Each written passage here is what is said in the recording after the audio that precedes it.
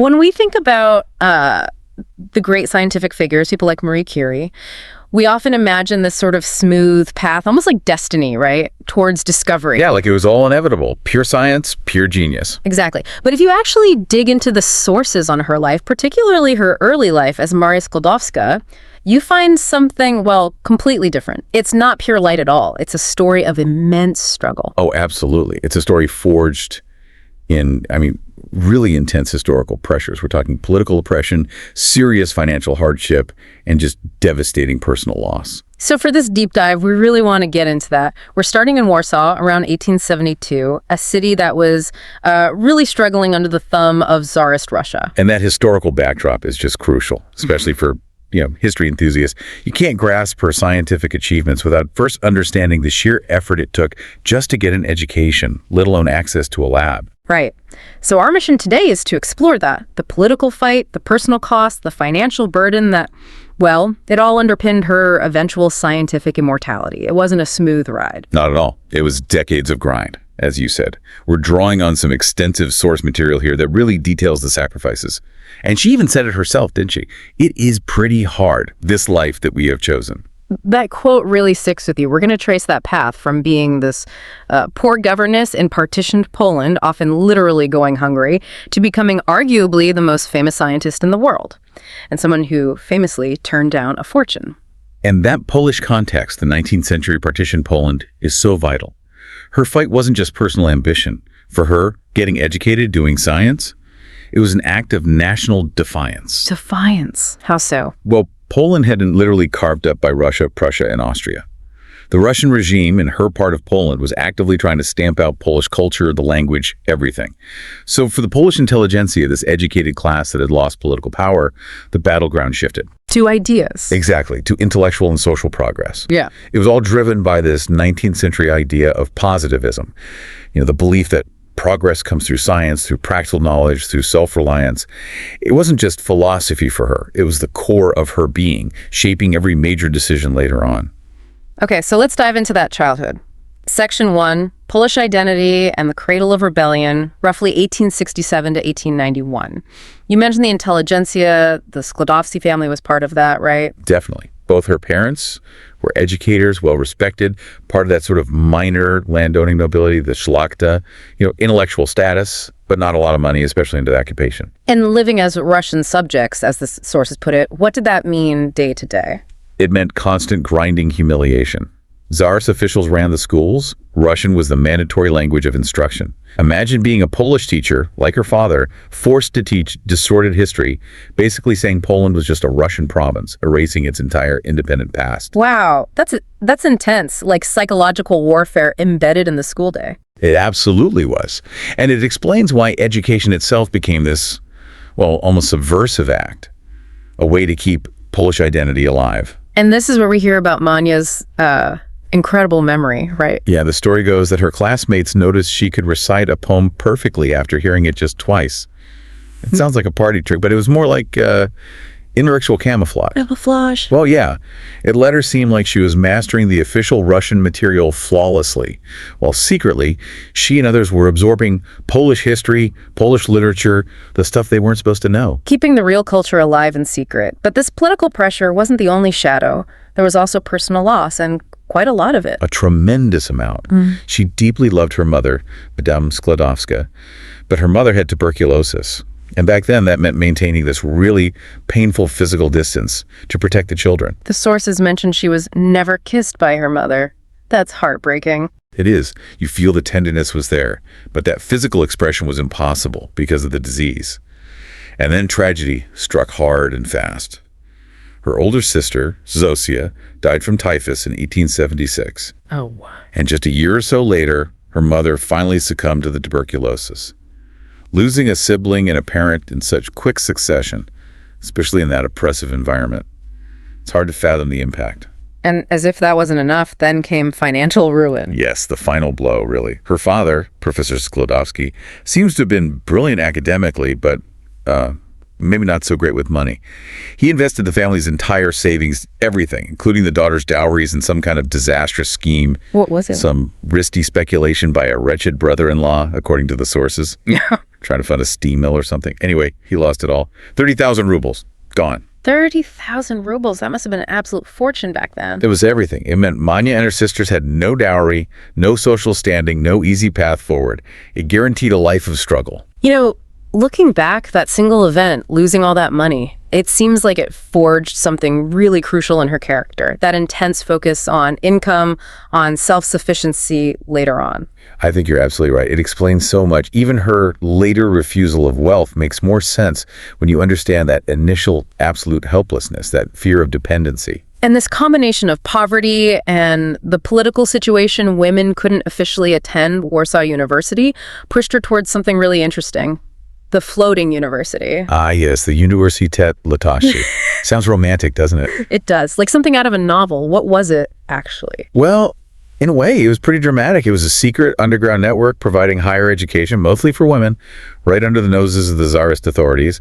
They held classes in private apartments, constantly moving locations to avoid detection. Wow. So dangerous. Definitely risky. But it perfectly captured that spirit of the Polish intelligentsia we talked about, using education as resistance. And it was very much rooted in that positivist philosophy. The goal being practical knowledge. Exactly. Building Poland's intellectual capital, focusing on science, logic, history, languages, and also importantly, aiming to educate the poor, who the authorities deliberately kept ignorant. It was about social uplift through knowledge. Manya herself said their goal was to help those to whom we feel we can be most useful. That social mission really stayed with her, didn't it? And this is where she first got a taste of real hands-on science. Yes, finally. She was scraping by, doing tutoring for tiny amounts, like half a ruble here and there, but then she managed to get access to an actual lab. It was hidden within this place called the Museum of Industry and Agriculture. Sounds official, but it was basically a front organization run by her cousin, actually, Joseph Boguski, who had worked with Mendeleev. It was a clandestine science school for young Poles. So she got to actually do experiments, not just read about them. Precisely. Remember, her father had scientific instruments, but they were locked away in a display case at his school. Untouchable. Now she could actually use them. Perform chemical analyses is a revelation. It moved science from theory to practice for her. And that taste of real lab work must have just intensified the desire to get to Paris, to the Sorbonne. Oh, absolutely. It made it irresistible. But the path there was anything but direct. Which brings us to section 2, the Great Alliance and the cost of ambition. Right, the pact of sacrifice. This is really quite something. Manya and her older sister Bronya both desperately wanted to study in Paris, but the family had no money for that. So Manya comes up with this plan. It's an incredible plan, breathtaking, really, in its self-sacrifice. Manya, who was younger, proposed that she would go out and work immediately as a governess. For years, she'd send money back to support Bronya's medical studies in Paris first. And then Bronya would return the favor. Exactly. Once Bronya was qualified as a doctor and earning money, she would then pay for Manya to come to Paris and study at the Sorbonne. Manya was essentially agreeing to put her entire life, her own intellectual ambitions, on hold indefinitely. And she went through with it. She took a job as a governess far from Warsaw with the Z family in a place called Shizuki. Her letters from this time, they're quite bleak. They really are. She calls herself a prisoner. Not just physically stuck in this remote place, but intellectually stifled. She's spending 7 or 8 hours a day teaching children and then forcing herself through this incredibly demanding high-level curriculum late into the night, all alone. The discipline is just staggering. You mentioned the curriculum. What was she studying on her own? It was intense. Yeah. Physics, sociology, anatomy, mathematics, reading dense texts in multiple languages, French, Russian, Polish, partly it seems, just to keep her mind sharp and flexible. And when she was too tired to read? She turned to math problems. Complex algebra and trigonometry. She said they allow no lapses of attention. They required pure focus, which somehow felt less draining than trying to absorb philosophy when she's exhausted. It's just superhuman self-discipline. It sounds utterly exhausting. And being immersed in this wealthy household, the Z family's world, it seems to have really sharpened her social views. Oh, definitely. It solidified her critique of the wealthy elite.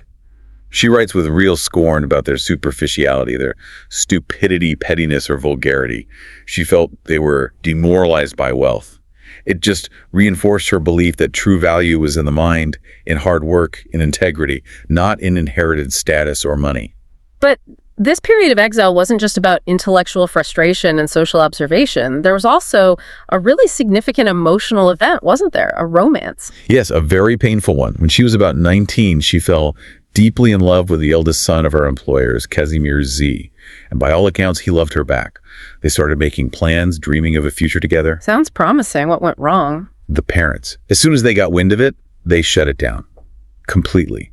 Even though they apparently liked Mile Maria, as they called her, the idea of their son marrying a poor governess, someone with no dowry thanks to her father's bad investment, was unthinkable. Socially impossible for them. So just a brutal rejection based purely on money and status. Exactly. And that humiliation, that very direct experience of how poverty created these rigid social barriers that even her obvious intelligence and character couldn't overcome, it wounded her very deeply. How does she react? It seems to have crushed her personal ambition for a time. She wrote this incredibly sad letter to her brother Joseph, basically saying she'd given up hope of ever becoming anybody herself. She wrote, "All my ambition has been transferred to Bronya and you." Like she was resigning herself to just enabling their success. That's devastating, to feel like your own potential has been extinguished by social circumstance. It really is. And yet she stuck to the pact. She continued working as a governess for years, sending money to Bronya, just counting the days, counting the hours, until her sister finished her studies and could finally help her escape. The resilience is just extraordinary. So how did she finally get to Paris? Did Bronya come through? Bronya absolutely did. She finished her medical degree, married another Polish doctor in Paris, Kazimierz Skłodowski, and they started saving. Eventually, Monia also secured something called the Alexandrovich Scholarship, 600 rubles, which was just enough for about 15 months of study. Between that and some help from Bronya, she finally had the means. And this was much later, right? She wasn't a teenager anymore. Not at all. She was nearly 24 when she finally boarded that train for Paris in late 1891, after years and years of waiting and sacrificing. And the arrival. The sources describe it almost like a physical release. Arriving at the Gare du Nord in Paris. Yeah, she felt that familiar grip of servitude was suddenly loosened, just breathing the air of what felt like a genuinely free country. Even the slow, freezing omnibus ride across Paris to the Latin Quarter felt like an enchanted carriage to her. It was the end of one life, Maria Sklodowska, the governess, and the beginning of another. Marie Curie, the scientist. So, Section 3. Poverty, partnership, and the dawn of atomic physics. She arrives in Paris, uses the French version of her name, Marie, and settles in the Latin Quarter. But life wasn't suddenly easy, was it? Oh, far from it. If anything, her material life got even harder, because now she was entirely focused on study, with barely enough money to survive. She lived this incredibly, almost dangerously ascetic life. Ascetic how? Tiny attic rooms, really basic. She kept moving to find slightly cheaper ones, maybe 15 or 20 francs a month, barely furnished, freezing cold in winter. And the stories about her eating habits, or lack thereof? Quite shocking. She essentially neglected basic needs, didn't buy coal for heating, so she'd be writing notes with numb fingers. Her diet was apparently just tea, bread, maybe some butter, radishes. The sources say she literally did not know how to make soup. Basic self-care just wasn't a priority compared to her studies. It's that level of deprivation. It sounds unsustainable. Did it affect her health? It absolutely did. Predictably, she eventually collapsed, just fainted from malnutrition and exhaustion. Luckily, her brother-in-law, Dr. Juski, intervened. He basically had to force her to take care of herself, to eat properly, regain some strength. He called her physical states dangerous. But her academic drive was just relentless. She wasn't aiming for just one degree. No, she wanted two. Physics and mathematics. It was this overwhelming passion, this impulse comparable only to love, as one source puts it, towards knowledge, towards understanding the universe. Comfort, food, warmth. They were secondary, or maybe tertiary. And it's in this state of intense focus and near poverty that she meets Pierre Curie in 1894. How did that happen? It was actually through a Polish connection. A physicist named Kowalski knew she needed lab space or advice for some research she was doing on the magnetic properties of different steels. He thought Pierre Curie, who was already a respected physicist known for his work on magnetism and crystals, might be able to help. What was her first impression of him? She was immediately struck by him. He was 35, but she thought he looked very young. She noted his clear eyes, his quiet thoughtfulness, a kind of natural elegance. But most importantly, she sensed a kindred spirit, a mind that was both powerful and noble. And his impression of her? He was completely captivated, not just by her intelligence, which was obvious, but by her focus, her seriousness, her lack of, well, coquetry. He'd apparently struggled to find women who shared his intense dedication to science. Their connection was immediate, and it was profoundly intellectual. They started talking science, and they basically never stopped. Their courtship was essentially a scientific dialogue. You could say that. And his proposal, when it came, was just as unconventional as they were. He initially just suggested they become great friends, but as their bond deepened, he realized she planned to go back to Poland after her studies to teach and serve her country. And he didn't want that. He worried their connection would remain too platonic if she left. So he made this extraordinary offer. He told her that if she wouldn't stay in France with him, he would follow her to Poland. He was willing to exile himself, give up his position and his life in France, just to be with her. Wow. For an established French scientist to offer that, it shows how deeply he valued her. Immensely. In the end, she stayed. They got married in July 1895. A very simple civil ceremony, no fuss. Marie wore a practical dark blue dress, apparently the same one she wore in the lab later. And their honeymoon was, well, very them. Very them indeed. No fancy trip. They bought bicycles and went on a wedding tramp through the French countryside, just enjoying nature, exercise, and each other's company. Simple, shared pleasures. And almost immediately, that partnership turned towards groundbreaking science. Marie got interested in Henri Becquerel's recent discovery of strange rays emanating from uranium. Yes, this is where Marie's unique genius really shines. Becquerel had observed the phenomenon, these mysterious rays, but Marie asked the fundamental game-changing question. Where does this energy come from? And her hypothesis was revolutionary. Totally revolutionary. She proposed that the rays weren't the result of some chemical reaction between molecules, which was the standard thinking. She suggested they originated from within the structure of the uranium atoms themselves. This was the conceptual birth of atomic physics. Breaking from classical ideas entirely. Completely. And she needed a word for this new phenomenon, this property of matter. She coined the term radioactivity. And she didn't stop there. She suspected uranium wasn't the only element doing this. Right. She started systematically testing other elements and minerals, found that thorium was also radioactive. And then, looking at pitchblende, a uranium ore, she found it was more radioactive than could be explained by the uranium and thorium content alone. Meaning there must be something else in there, something even more radioactive. Exactly. That deduction led them on this intense quest. In July 1898, they announced the discovery of a new element, highly radioactive, which she named polonium. After Poland, of course. A patriotic gesture. Absolutely. A nod to her homeland, still struggling under occupation. And then just a few months later, in December 1898, working with Gustave Beaumont, they announced another, even more intensely radioactive element, radium. Polonium and radium, discovered in less than a year. But announcing them was one thing. Proving their existence, isolating them, that was a whole different challenge. Oh, it was a monumental challenge. It required moving from small-scale lab experiments to something bordering on industrial chemistry under the worst possible conditions. Yeah. Which takes us to section 4. 4 years in a shed and the integrity of science. Right, the heroic laboratory. To actually isolate enough radium to measure its atomic weight and properties, they needed a proper space. What they got was, well, not that. Not even close. The School of Physics offered them this abandoned shed in the courtyard. It used to be a dissecting room for the medical school, but it had been deemed unfit even for that purpose years earlier. So unfit for cadavers, but fine for the Curies. Apparently so. The sources paint a grim picture. It had a leaky glass roof, so it rained inside. The floor was just bitumen spread over dirt. No proper heating, just an old, smoky cast iron stove. No ventilation. It was so dilapidated that, as one account wryly notes, nobody thought of refusing them the use of it. Just awful conditions. And this is where they undertook this massive task of processing pitchblende. Yes. Marie calculated they'd need tons of it to get even a tiny amount of pure radium. Fortunately, pitchblende residue, what was left after the valuable uranium was extracted, was relatively cheap. They managed to get several tons delivered from a mine in Bohemia. 8 tons, wasn't it? Over 4 years? 8 tons. It's almost impossible to imagine the physical labor involved. They had dissolved the ore, filter it, precipitate it, boil it down in huge cast iron vats. Pierre focused more on the physical measurements, but Marie did the bulk of the incredibly demanding chemical separation work of the fractional crystallization. Which involved constant, heady physical work.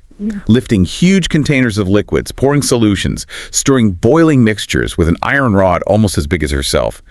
day after day. It was the kind of labor that would exhaust a strong workman, let alone a woman who wasn't robust to begin with after her student years. And all this in that shed with caustic chemicals, boiling liquids, and unknown levels of radiation. Exactly. Safety precautions were minimal to non-existent. When fumes got too bad, they'd just open the doors and windows to create a draft. They were breathing this stuff in constantly. It sounds like absolute misery. Yet Marie later described this period, these 4 years in the shed, as the heroic years, and recalled moments of great tranquility. How is that possible? It's that dichotomy again, isn't it? The physical hardship versus the intellectual joy. I think the sheer thrill of discovery, of wrestling this new element from nature, outweighed everything else. They found beauty in the struggle. They really did. There's this famous image of them going back to the dark shed late at night just to see their little evaporating dishes glowing. These tiny particles of radium salts giving off this faint, bluish, phosphorescent light. It was like seeing proof of their own personal miracle. That pure, unadulterated joy of creation made the anti-natural existence, as they called it, worthwhile. That sense of purity, of science for its own sake, leads directly to perhaps their most famous decision, the ethical choice about patenting. Yes, this is absolutely crucial. As radium started generating excitement, particularly for potential medical uses, American industrialists approached them. They wanted to know the process for isolating it, clearly intending to commercialize it. This was their chance, right? After all the poverty, the struggle, the shed, they could finally be rich, wealthy beyond imagining. Absolutely. Remember that lost 30,000 rubles? This was the moment to recoup that and then some. A single gram of radium would eventually be worth over 1 million gold francs. They could have founded an empire, secured their family for generations. But Marie's reaction was immediate. Instantaneous and decisive. It is impossible, she said. It would be contrary to the scientific spirit. Full stop. For her, scientific knowledge was meant to be shared, to benefit humanity, not to be hoarded for profit. It goes right back to those positivist ideals from the floating university. And Pierre agreed. Completely. He backed her up immediately, adding the ethical dimension. Since radium looked like it could treat diseases like cancer, it seems to me impossible to take advantage of that. So they just published everything, the methods, the results, no secrets. Everything, without reserve. They took no personal profit from the discovery itself. This decision cost them a fortune, obviously, but it had a massive historical impact. It meant researchers and industries around the world could immediately start working with radium, developing medical treatments, exploring its properties. It accelerated progress enormously. Their integrity basically jump-started the entire field. It really did. It cemented their legacy not just as brilliant scientists, but as figures of immense moral authority. Science first, profit never. Okay, Section 5. Tragedy, Unwanted Fame, and Enduring Duty, covering roughly 1903 to 1918. The world did recognize their achievement, starting with the Nobel Prize in Physics in 1903. Yes, shared with Becquerel. They got half the prize. It came with 70,000 francs, which, for them, after years of scraping by, was a genuinely huge sum. It offered some financial relief, finally. But the prize brought something else they valued much less: fame. Oh, they hated the fame. Pierre especially found it crippling. The constant public attention, the mountains of mail, the requests, the ceremonies. He called it a stupid life and felt he was being overwhelmed by brute stupidity. It interfered terribly with their ability to actually work. And they actively tried to avoid it. Completely. They turned down banquets, awards, honors whenever they could. Pierre famously refused the Legion of Honor twice, saying he'd rather have funding for his lab than a medal. Marie found it all tiresome, calling the public's obsession with them fetishism, worshiping the scientist instead of valuing the science. They just wanted to be left alone in their lab. But that period of intense work, mixed with unwelcome fame, came to a sudden, horrific end, April 19th, 1906. Yes. One of those completely random, senseless tragedies. Pierre was crossing a busy street, the Rue Dauphine, in the rain. He slipped and fell right into the path of a heavy, horse-drawn wagon. He was killed instantly. Just unbelievable. How did Marie cope? The accounts describe her as utterly frozen. When she was told the news, she apparently remained motionless, so fixed that one might have supposed her to understand nothing. Her daughter Irene later wrote that from that moment on, her mother became an incurably lonely woman. She retreated into this profound, lifelong solitude. The loss must have been incomprehensible, yet her response, professionally at least, was astonishingly fast. It was. Less than a month after Pierre's death, in May 1906, she was back in the lab. And then the Sorbonne made an unprecedented offer. They asked her to take over Pierre's professorship, his chair. Unprecedented because she was a woman. Entirely. No woman had ever held such a position at the Sorbonne or any major French university. It was a landmark moment, historically. But imagine the emotional weight. Her first lecture. How did she handle it? It's become legendary. She walked to the podium, faced the packed auditorium, and instead of any preamble or mention of Pierre, she simply started her lecture mid-sentence, picking up exactly where Pierre had left off in his last lecture notes before his death. Wow. Just continuing the work. It was her way. A powerful statement that the science endured beyond personal tragedy. She later admitted, "I am working in the laboratory all day long. It is all I can do. I am better off there than anywhere else." The lab became her refuge, her way of processing grief, or perhaps avoiding it. That incredible sense of duty, of pushing forward no matter what, really came to the fore again during World War I, didn't it? Absolutely. When the war broke out in 1914, Marie, despite being Polish by birth, immediately dedicated herself to serving France, her adopted country, her second fatherland. And she found a very practical way to contribute, using her specific expertise. Yes, it was pure applied science, driven by urgent need. She realized that X-ray machines existed, but they're usually stuck in hospitals far behind the lines, not useful for diagnosing wounded soldiers quickly near the front. So she made them mobile. Exactly. She conceived of and equipped mobile X-ray units. These became known as petites Curies, little Curies. Basically, cars fitted out with X-ray equipment and a dynamo, often powered by the car engine itself, to generate the electricity needed. And she didn't just design them, she took them into the war zone herself. She absolutely did. She learned to drive, learned basic auto mechanics, learned radiology, and she drove these petites Curies right up towards the front lines, near places like Amiens and Verdun, within earshot of the cannons. She wasn't just directing. She was teaching army doctors how to use the equipment, assisting in locating shrapnel, saving limbs and lives. At considerable personal risk, and her daughter Irene was involved too. Yes, Irene, still a teenager, worked alongside her mother as a nurse and radiographer. It was an extraordinary mother-daughter effort under fire. And Marie's commitment extended to her finances as well, didn't it? She tried to donate her Nobel medals. She did. She offered her solid gold Nobel medals to the French National Bank, suggesting they melt them down for the war effort. The bank actually refused. They considered the medals too historically important. But she found another way to contribute financially. Yes, she took the prize money from her second Nobel Prize, the 1911 prize in chemistry, which she had won loan money she had kept safely in Swedish currency. She brought it back to France and bought war bonds with it. Knowing they might be worthless after the war? She knew the risk was huge. She wrote, "I have no illusions. This money will probably be lost." But she felt the state needed it more. Patriotism and duty above personal financial security again. And her actual radium, the substance she'd spent years isolating. She made sure that was put to use too. Her precious gram of radium, worth a fortune, was dedicated to the emanation service, providing radon gas capsules for medical treatments. And back at her Radium Institute in Paris, she personally helped haul sandbags to fortify the building and protect the radioactive materials from potential bombing raids. Every action was focused on service, on applying science, on duty. So looking back across this entire life, this deep dive, it's just staggering. Every single scientific breakthrough seems built on a foundation of really profound personal struggle. It really does. From the political oppression in Poland, the fight just to get educated, then the self-imposed poverty and near starvation in Paris, those brutal 4 years in the shed, and then the immense tragedy of losing Pierre.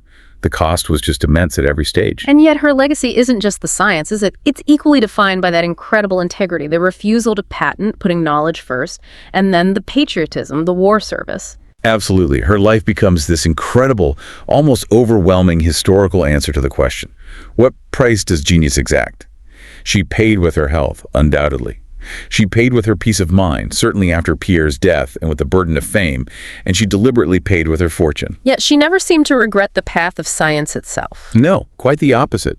Even reflecting on the hardships, she urged people to value the places where discovery happens.